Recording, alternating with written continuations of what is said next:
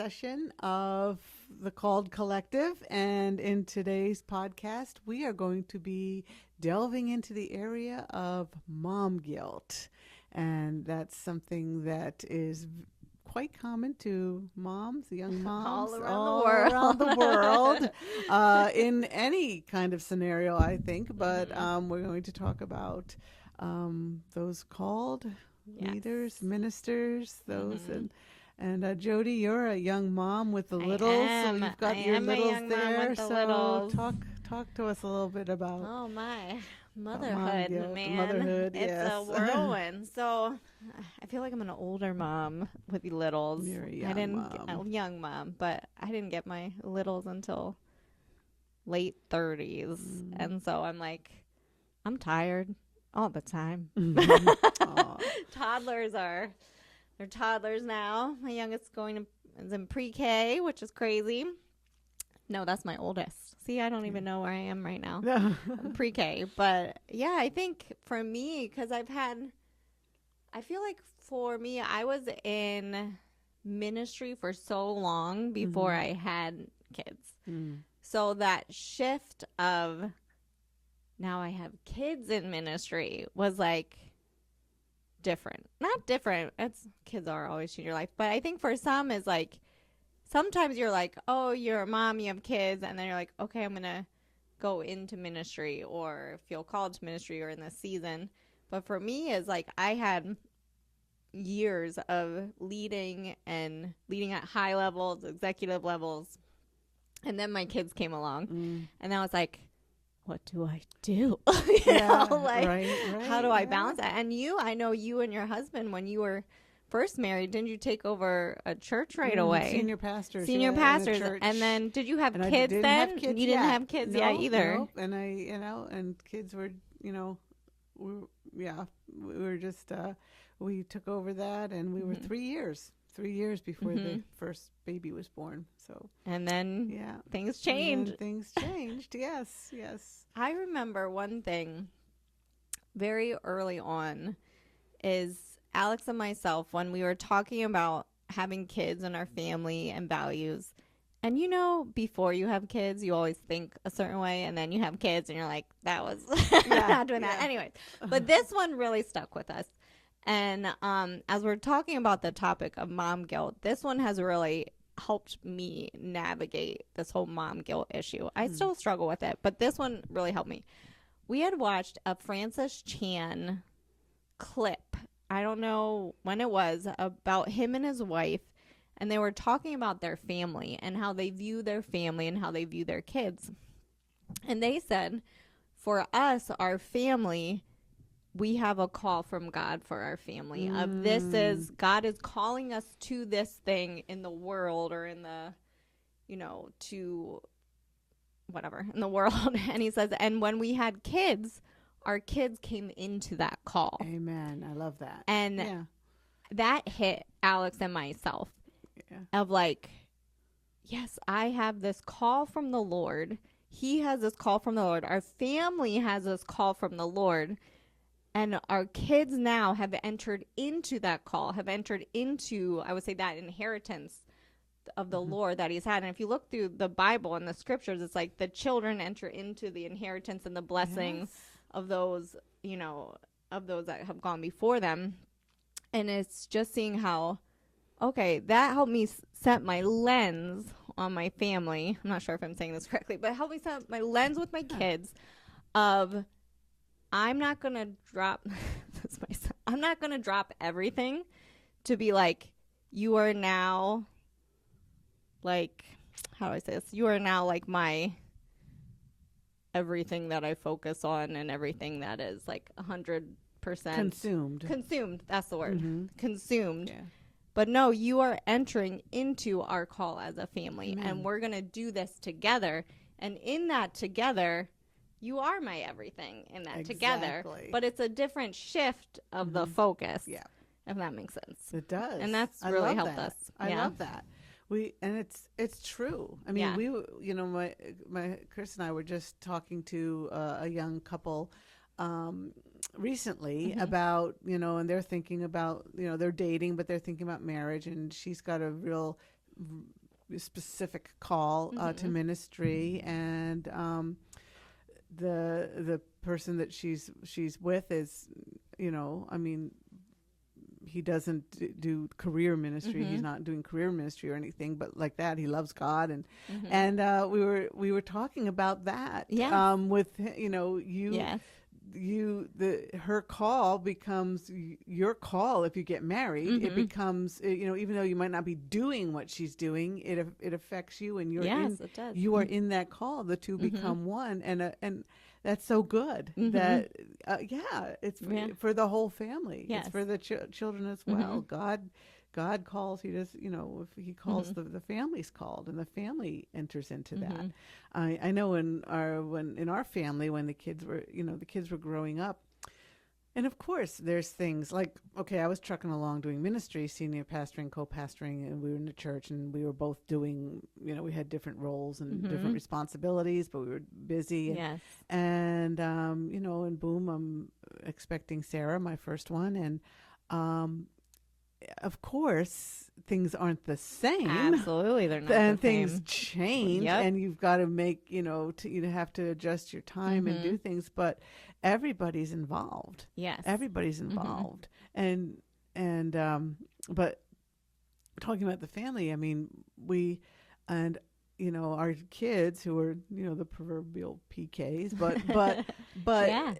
And there were things that were different for them, and sacrifices that they made that other children in the church weren't called to be making because of their situation.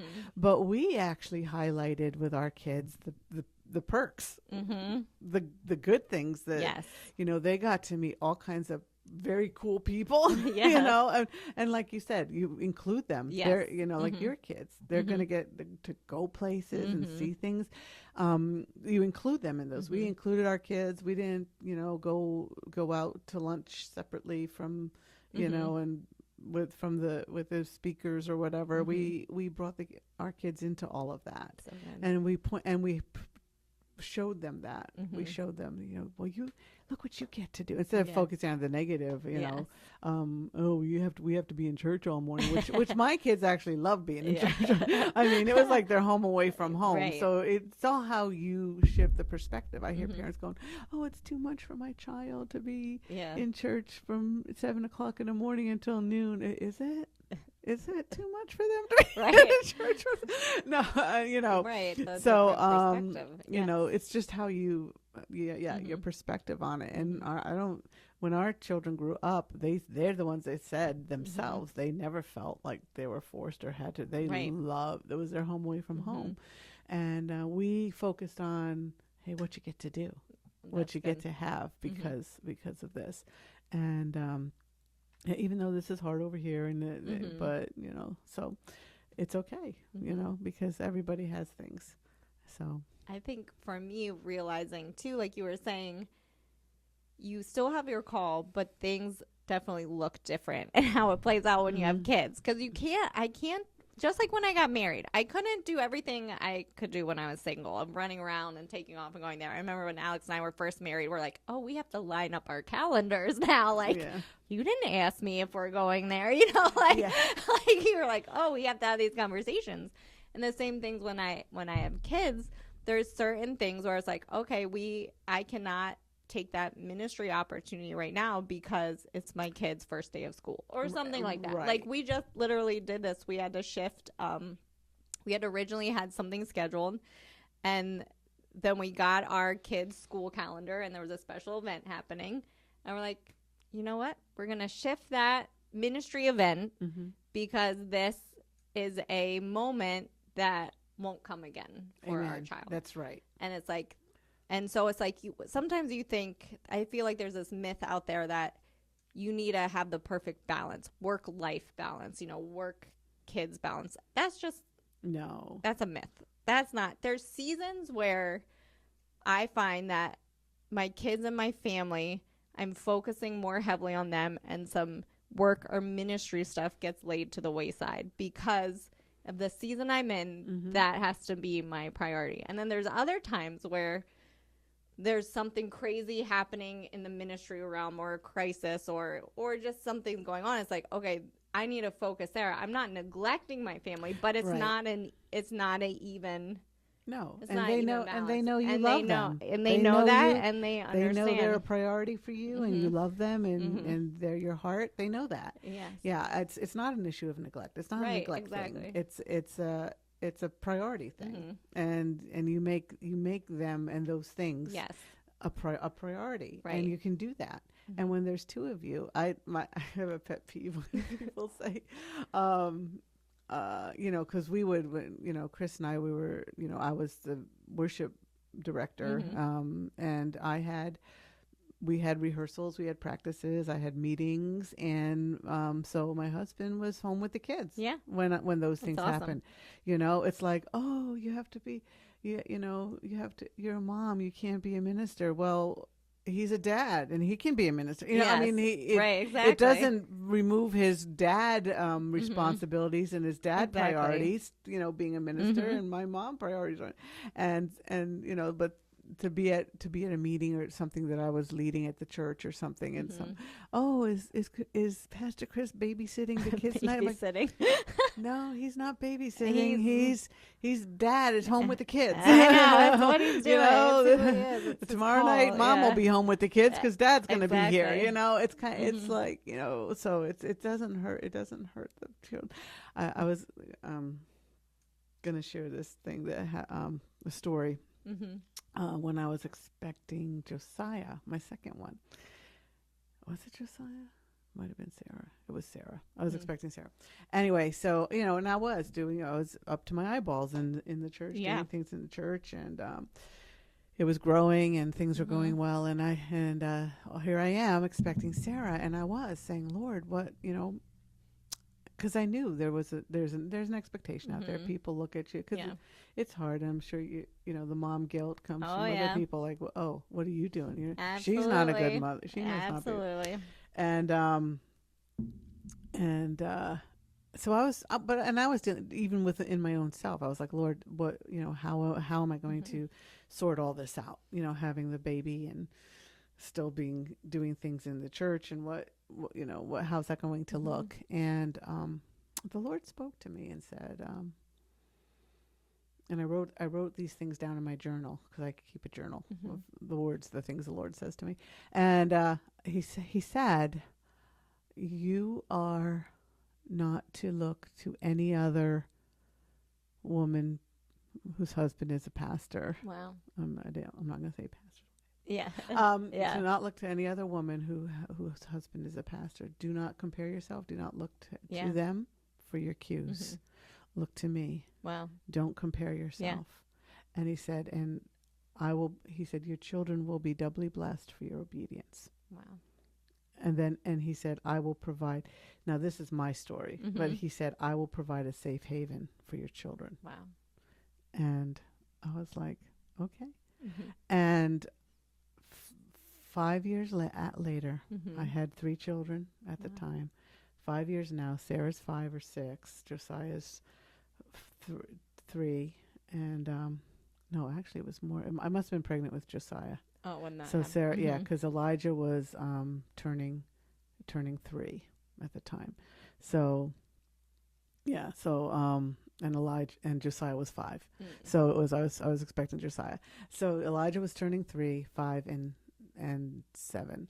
And there was this woman that had been coming to our church for about a year, and she called me up one day on a Sunday afternoon, and she goes, do you have any time? I want to come over and talk to you about something. The Lord showed me something this morning, and I just want to come over and talk to you about it. And we weren't doing anything. I said, sure, come on over. Yeah. So she came over and comes in, and she goes, I want you to know, you can totally tell me that you think I'm off the wall and crazy. I want to tell you that ahead of time. She goes, I give you permission to say that. That's She nice. goes, so I'm thinking, what is happening? What is she gonna What tell is me? she Oh gonna man, I'm like bracing myself. But she says, now mind you, 5 years earlier, I write in my journal. I keep all my journals. Yeah. I have a Sterilite bin of all my journals from when I was first saved. That's So, awesome. she says, this morning, I was worshiping, and you were, and she goes, I was worshiping the Lord, and I was just looking across the platform, and you were up there with your guitar. And she said, and the Lord said to me, I've called her with her husband, along with her husband. I've called her. And she goes, oh yes, I know, Lord, it's so wonderful. She said, and she said, then she said this, and I never told anyone. I just wrote that in my journal, and it was closed. She said, and the Lord said this, I promised her a safe haven for her children. Wow. I was like, what? That's crazy. And I'm looking at her. Yeah. And then and she goes, and I said, oh, that's wonderful, Lord. She said, but then he said, and I want you to be the answer to my promise for her. And I was like, and she said, and I went home and I talked to my husband about it, and he's in agreement about it. She's her, my parents and Chris's parents were, they were far away, and and there were some things there, and but she became their spiritual grandmother. Wow. My daughter wore her pearls in her wedding. That's she sat amazing. at our family table at all of my kids' weddings. That's amazing. She buys a highlights subscription for my grandsons now. I get it every month. Yeah. But she said, and I have all these plans. I have the room I'm going to make up for them. She put a pool in for my kids. That's in her house. amazing. She said, anytime, the Lord said to me, anytime like if you and Chris in the middle of the night get called for an emergency, you need to go talk to someone, counsel, pray for people, you call me and I'm here. Wow. She was like, if you need to go on a trip, my she. If anyone's listening, I'll give you my address to be that yeah. for yeah. me. No, and she became a spiritual grandmother fantastic. to our kids, and they call her Nana. And I mean, just so many things in that. God, when God makes promises, He knows. We might even forget He makes that promise. Yeah, but He remembers. That's and to powerful. come to somebody and say, "You're the answer to," and her obedience to step into that. It also just shows how God is so faithful to you. Yeah.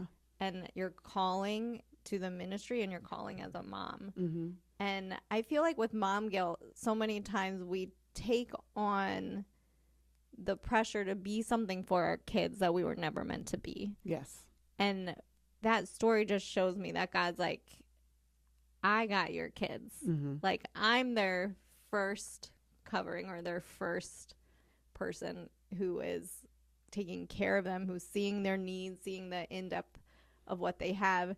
And as you, Carol, as I was saying, as you follow me, as you're faithful to obedience of what I'm calling and leading you, and you don't have to worry about your children. Like, I got them. And that's so powerful, because I think, like I was saying, mom guilt comes from where we have to be all things to our kids and all things for our kids. And that's just not possible. Like, no, it's really not. It's really not. And or you become that smothering mom that's like, then their kid is like, can never grow up, but it's like, but we struggle with that, especially as women in ministry, like just thinking through that story of having that word as a young mom in ministry, and the Lord speaking that word to you that could carry you through those seasons.